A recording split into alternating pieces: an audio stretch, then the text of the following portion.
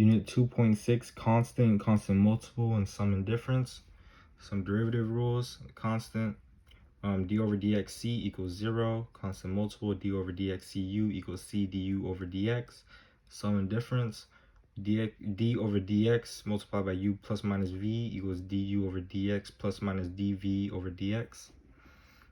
Find the derivative of each function. So we just apply the power rule for each one, and we could easily find that out.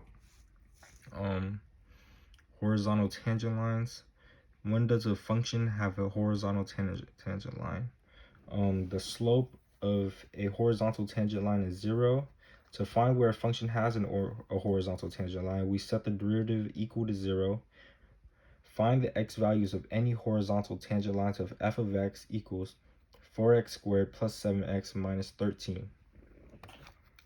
So we apply the power rule, and we can find f prime of x equals 8x plus 7.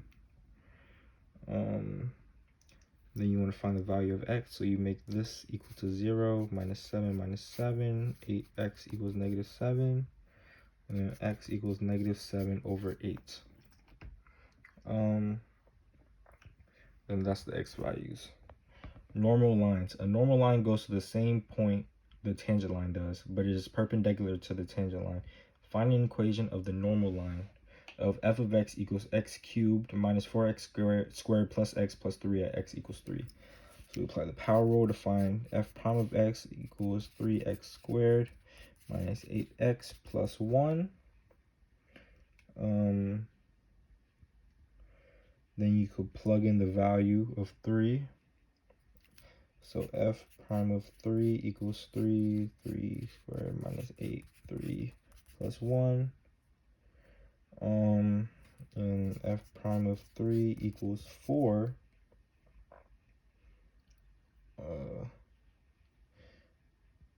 And we know that the slope is negative 1 over f prime of 3.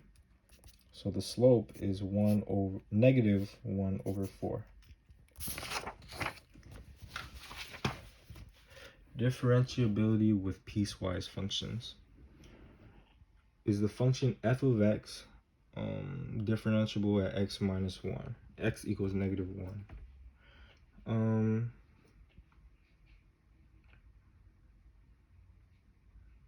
So we find the limit as x approaches negative 1 from the right and the left. So